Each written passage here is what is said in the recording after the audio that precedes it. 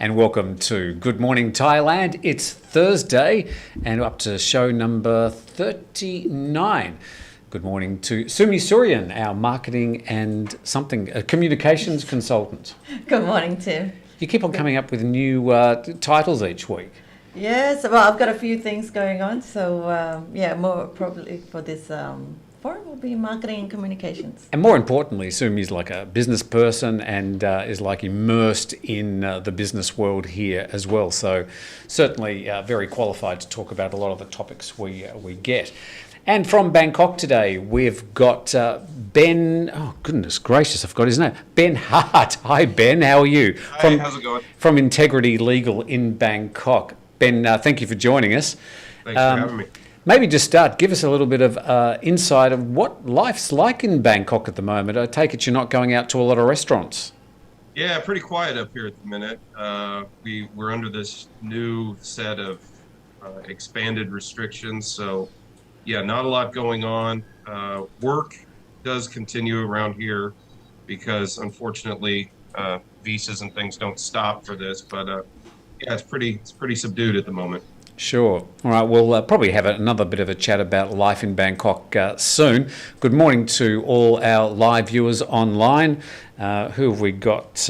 We've got Scott, we've got Ramani, we've got Roderick, we've got Gern, Paul, Johnny, Alex, Lars, hundreds of people online at the moment. And if you do want to ask a question, please put question in front so it makes it a bit easier for Sumi to find. Sumi, let's go through these COVID figures. Ben, you're right in the hotspot up there in Bangkok where the majority of cases are.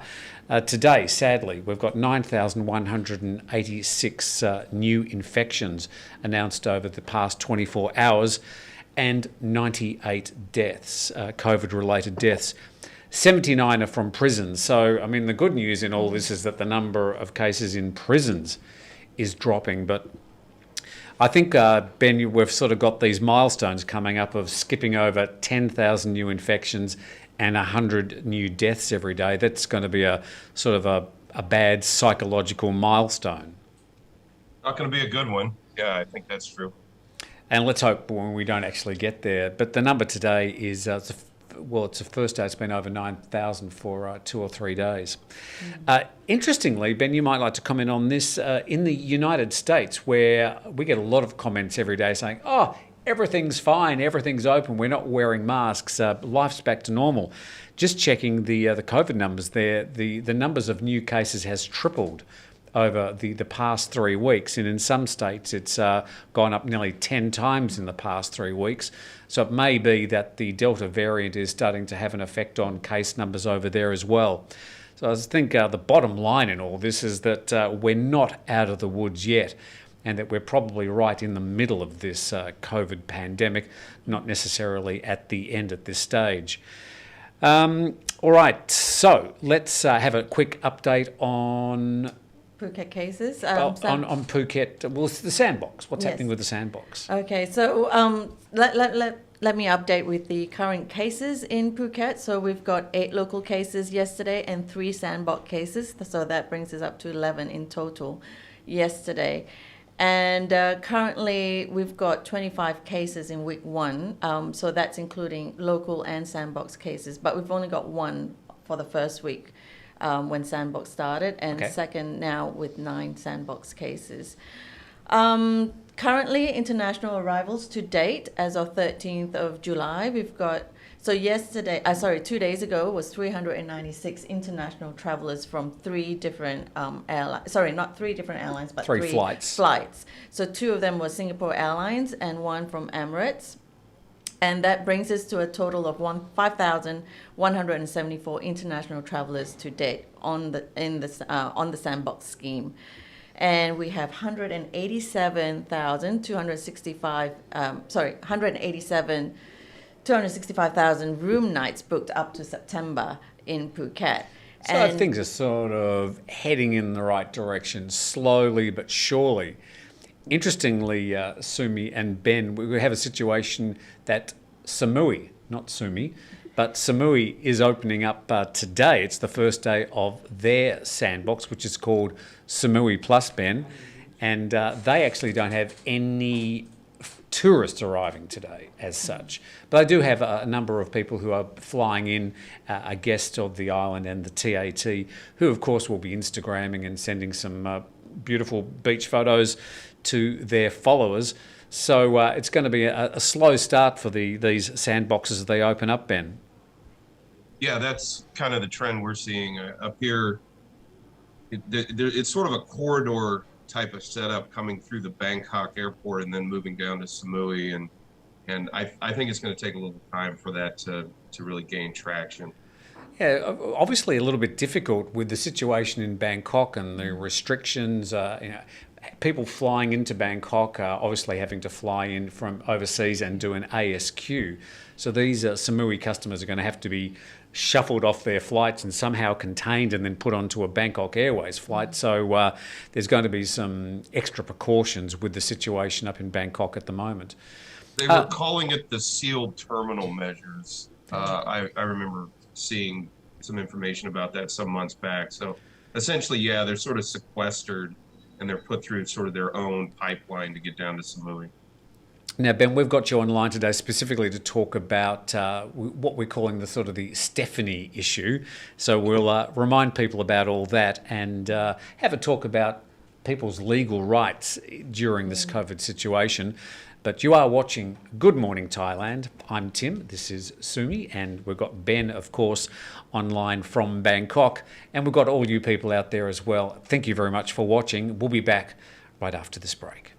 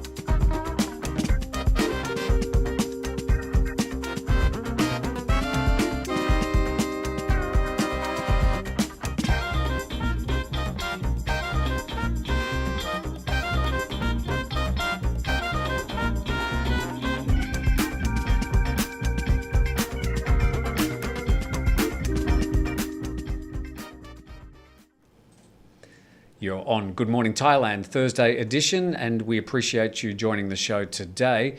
Just looking out the window, we've got a bit of blue sky today, so a situation much better than the weekend. We're all getting moist feet over the weekend, weren't we? It was very wet. It is the rainy season here. It is the rainy season, but the sun has been out the last couple of days. So just a couple of very quick questions here. We've got Reactor who says, correction, there is a direct flight from Singapore into Samui. Well, I'm not aware that anybody's actually on those flights today. We'll certainly check, and I was not aware that there were any direct flights coming in from overseas. Not international flights. Yeah. Not as part of the Samui Plus situation, but we'll check on that. And we'll update our information if we are wrong. But Ben, Sumi, you had a question. Yeah, there's a question here too. So this is from Officer Krupa, asking where he could find a list of ALSQ hotels in Samui with prices. So I believe you could find them on TAT website as well, a list of the ASQ hotels. Yes, so yeah, we'll put a link to the TAT website that's got a list of all the hotels in Phuket and Samui that can be booked at this time. Ben, I'm consulting you. I've arrived from overseas on an Emirates flight. I'm fully vaccinated. I have had 2 PCR tests, both negative, and I'm looking forward to my time in Phuket to float around as part of the Sandbox. I've rented a motorbike. And on day 3, I'm informed that a person I was sitting next to on my flight has come back with a positive PCR test. So I'm shuffled off to an ASQ hotel, sent into a 14-day quarantine, and then, to make it worse, I'm told I'm going to have to pay for it. So the question, Ben, is what are my rights in this situation? Not many. I would say the paradigm you have to operate with is not to necessarily look at it from the perspective of rights. This is all operating under an emergency decree, which pertains to public health and safety. They have the discretion to do a great deal.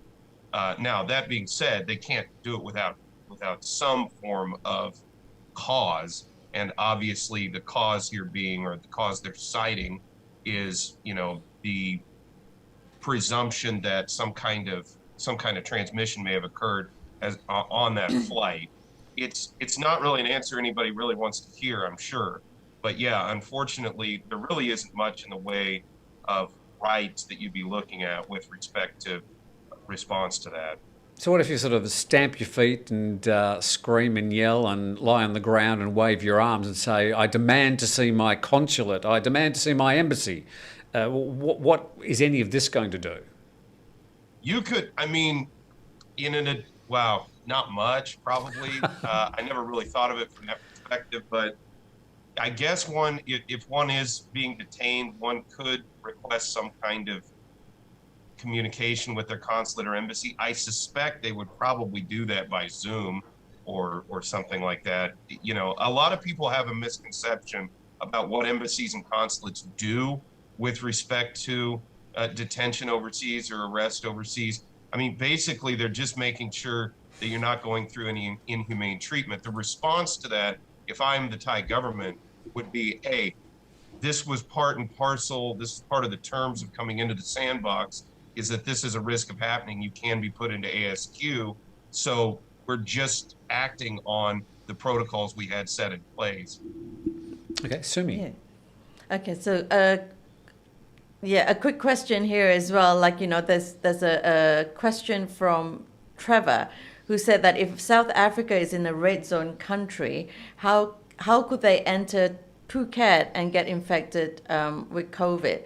So we have to understand that, they might be a national of a certain country that is in the red zone and restricted to Phuket, but, they might be coming from somewhere else. So we have to bear that in mind as well. Yeah, it doesn't matter where you've come from as to any sort of rights that you may be able to call upon or demand.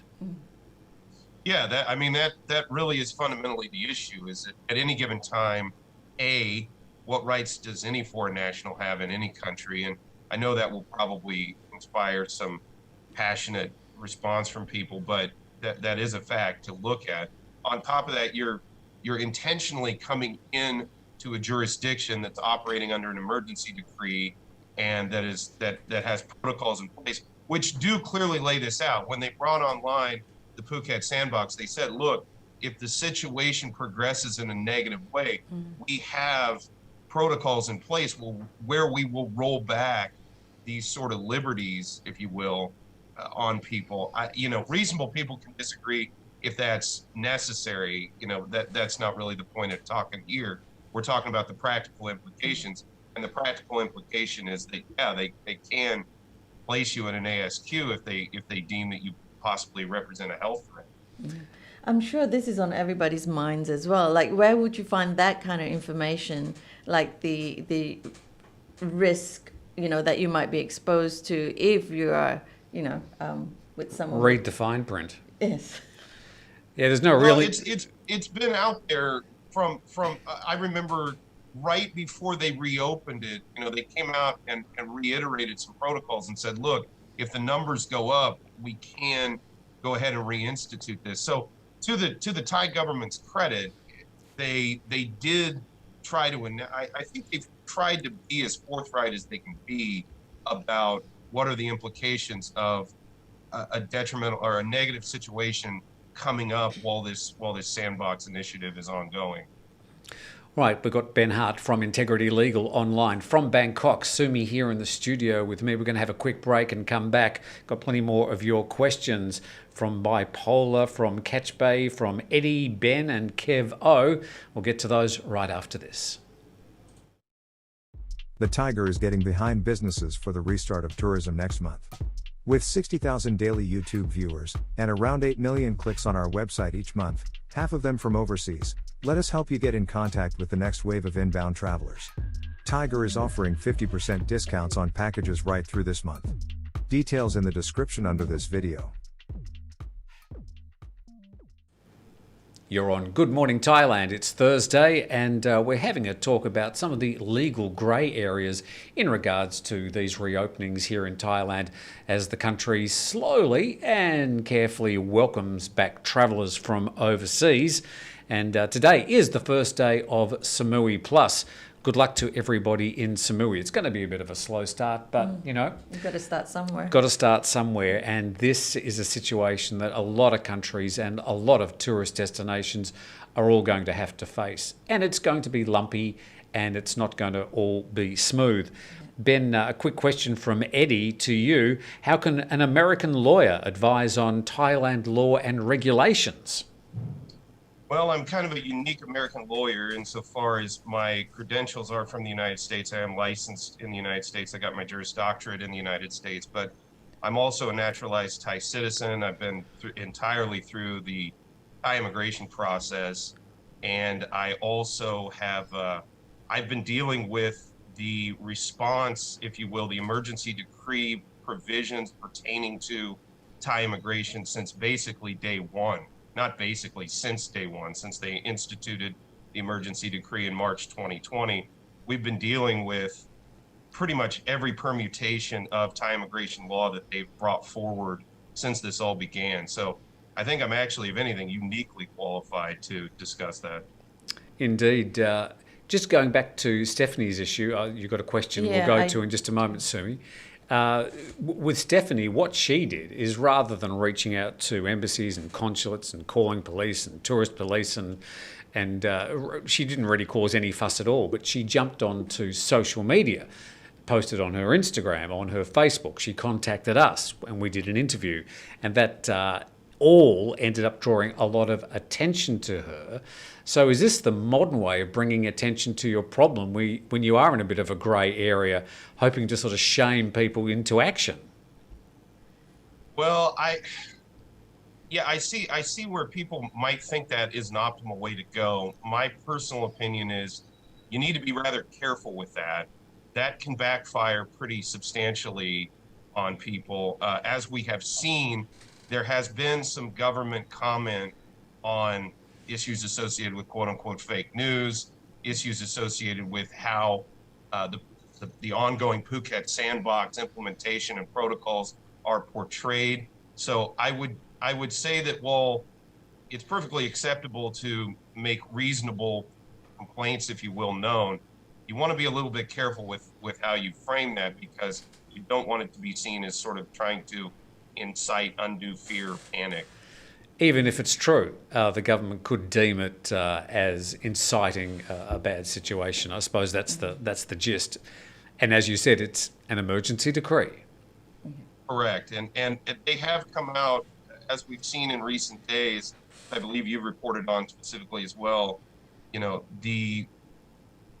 it's not so much now about inciting panic even. It can be said, even if it's true, inciting fear can be a problematic situation. So again, you want to be careful with how this stuff is presented. Again, reasonable people, I think, can disagree on how to deal with some of these things, and I've certainly been vocal in what I think, you know, may be reasonable responses under the current circumstances. But again, you need to, especially people who don't really know how Thai society reacts to criticism and things, need to kind of be circumspect in how they, for lack of a better term, complain.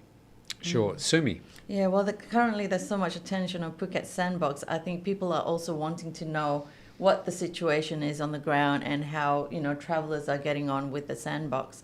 So I guess, you know, part of what Stephanie is doing is also sharing information. But yeah, you're right. It's depending on how she delivers the message. So I've got a question here from Chad who's asking, so Sandbox traveler, how do they access consular services in Bangkok or embassy services? So especially if they are, you know, there's an example here, if the US passport is stolen or lost. So with the current situation, so how does one in the Sandbox situation access? I usually find, Ben, I'm sure it's got an answer, but I usually find, Ben, that the consulates and embassies make it fairly difficult to contact them directly. What would you suggest if you're a US citizen, for example, who lost their passport? Do you jump onto the email, onto social media? Do you line up at the front of the consulate and knock on the door? Well, if you're an American citizen, I would email directly to American Citizen Services. You can just Google ACS Bangkok. That'll pull up American Citizen Services. Candidly, it's been my experience in the last year and a half, however long we've been dealing with this. Frankly, the American embassy has operated with a great deal of alacrity with respect to Americans. Now, I can't speak to all embassies and I can't speak to every little situation, but I've kind of thought, especially with ACS, now U.S. immigration stuff's a little bit different story, but with ACS, it's been my experience over the past year that they've really jumped fast on folks who are in bad situations here in Thailand. I can't imagine that being any different for folks down in the Sandbox. Yeah, I can also vouch for the Australian Embassy. They've been very proactive in organising repatriation flights.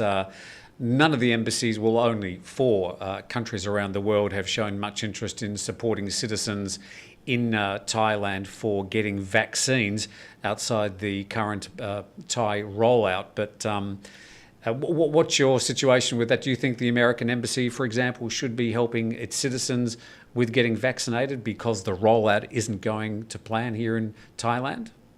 I have my opinion on this seems to be somewhat controversial amongst American expats. My personal opinion is when we became expats, we took all that entailed, and to sort of call upon our embassy to proactively come in and provide vaccines. I just don't see that it's in the bailiwick of the embassy.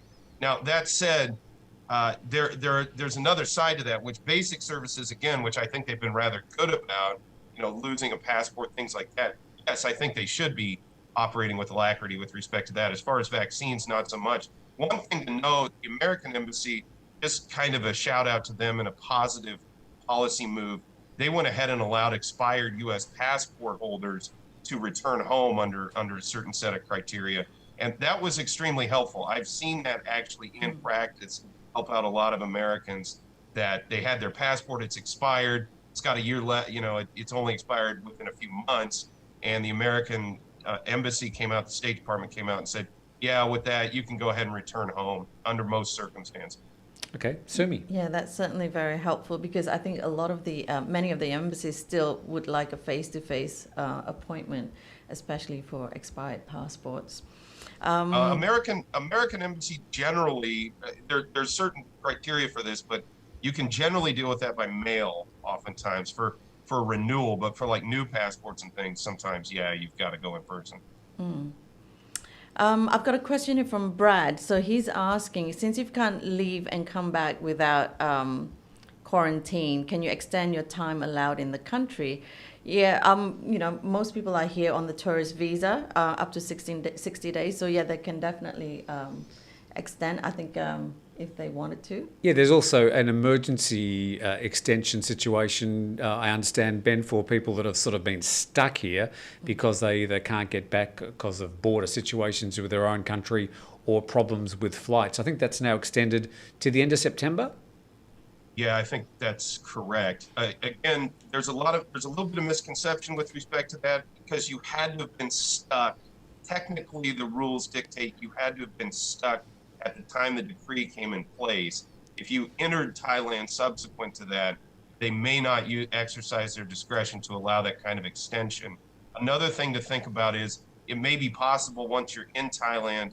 Again, this is going to be based on the facts and circumstances in a case. It may be possible to go ahead and convert to a longer term, for example, non-immigrant visa status, and then maintain status with respect to that in a more long-term basis.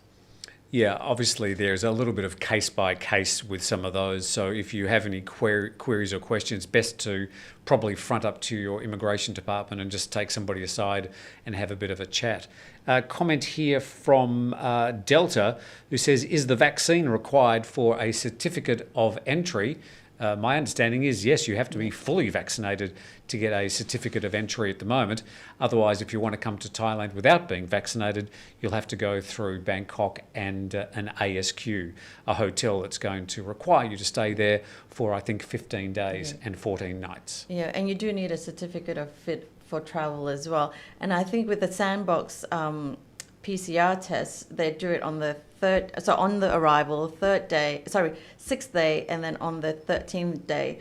But if you're coming in and out for less than 14 days from an international route, so just be aware that if your stay is, let's say, 10 days and it's before the 13-day test, so you do need to get one test before you get aboard on the flight. I think people is missing that test, and you might be denied flight. And you don't want that to happen. No. Yes, the whole certificate of entry thing, Ben, is because of the emergency decree. The normal immigration laws are waived, and they've got this new situation to come into the country. Yeah, that's correct. The COEs were literally created by the decree back in March of last year. Another, just not to make a fine point, but the Fit to Fly certification, which was separate and apart from PCR testing and things, at least to this point, it's my understanding, has no longer exists. That's not a requirement, at least to come into Bangkok. So correct, yes. And that was a really vexing problem. Again, I do credit where credit is due. Thai immigration did sort of look at that. Everybody got together and said, wow, this is an extra document that's just causing a lot of problems. And they went ahead and got rid of it. Roderick says, as a US citizen, Phuket Immigration just approved my 60-day COVID extension. I can't read that bit out, but it looks like I think what he's actually saying is that they didn't extend his 60-day COVID extension. There was apparently some sort of financial arrangement that was invited, but good luck with that, Roderick. Maybe you need to speak to a good lawyer. I know one in Bangkok. Well, as I said earlier, again, the discretionary power that has been used for these emergency extensions, that is based on the premise that you came in or you were stuck here as of March last year.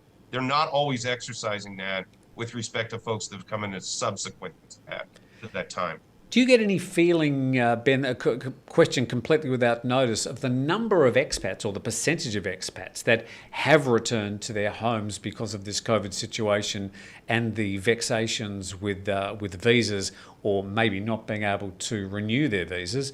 I'll throw my percentage, and I think probably of the expats who are settled here in Thailand and working, it might be 30%. Or what's your thoughts? As far as folks that have, due to the problems here, they've left the country? Yeah. No, it's just a guess.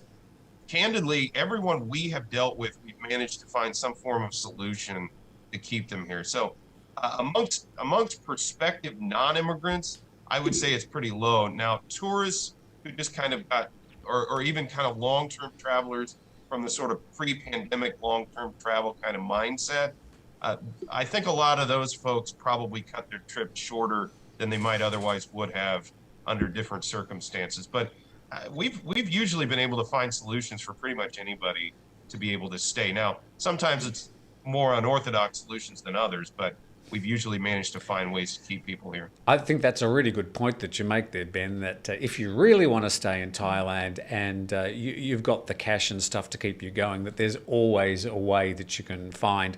So rather than just wringing your hands and jumping onto social media and screaming, it's always good to consult a professional visa agent or a lawyer and just check your options, because as Ben said, there's usually a way to sort things out. A few more questions and then we'll say goodbye. Yep, I've got one question here about the tracking app by the government. So who's required by law to use it? Well, at the moment, my understanding, Ben, is that everybody's required to download the More Chana or Thailand Plus apps when they arrive. Not so much so the government can track you, but just so if somebody has come up with a positive PCR test, they can at least track you down and find out where you are. I think the other thing was that people were given a tracking like wristwatch if they didn't have a modern smartphone. Do you know any updates on that sort of tracking situation, Ben? That's my understanding is, as you say, More Chana or Thailand Plus, those are actually requirements technically that you do that before you even get on the plane. Now, we have had folks that have had problems with that, and ultimately it wasn't a major issue. They basically dealt with it however they dealt with it, either a wristband or they got the thing installed on their phone. at their immigration checkpoint. So for the most part, I have had some correspondence from folks that have said, I can't get this uploaded before I leave. Don't fret too much about that. You should be able to deal with that at the immigration checkpoint coming in. They'll certainly give you assistance.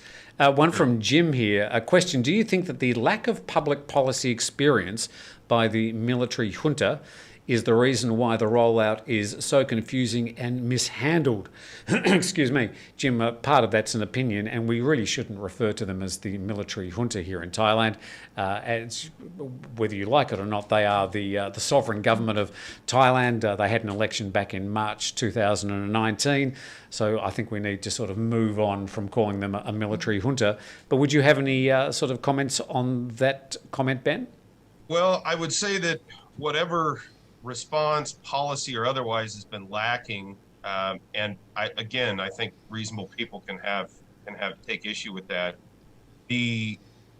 At the end of the day, what government has had the right response to this? In many ways, it's an unprecedented situation.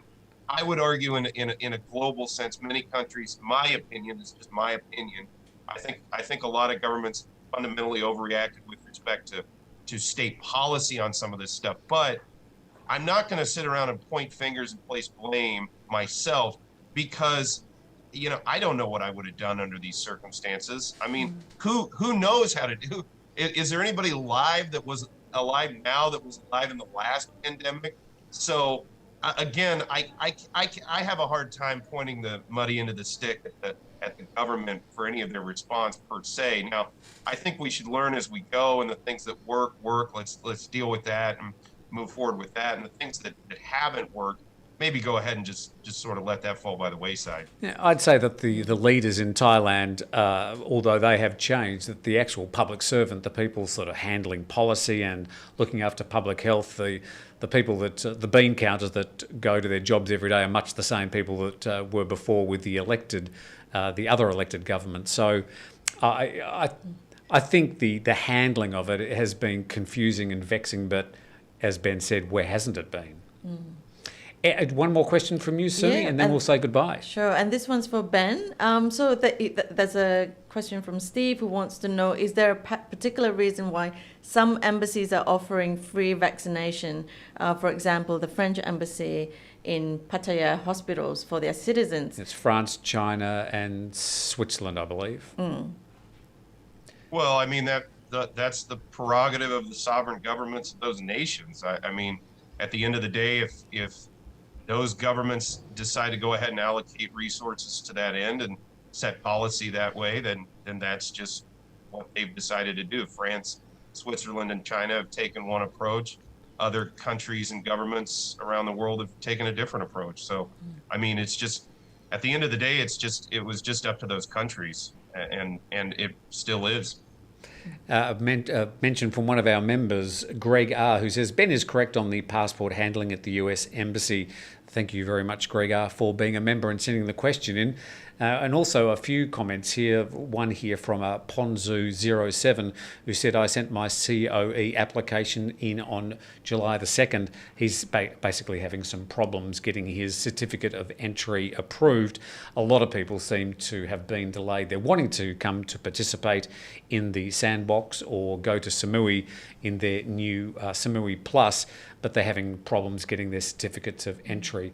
So you've got individual embassies from overseas, and there's quite a lot of paperwork that you need to get sorted out. So it won't be necessarily a smooth process.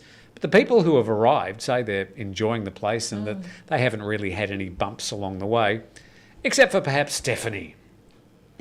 And Stephanie, by the way, after all her social media, Ben, and talking to us and talking to other bloggers and getting a lot of attention to her case, the Phuket Tourist Association did eventually arrive with a whole bunch of flowers and fruit and say they're very, very sorry, but you have to stay there.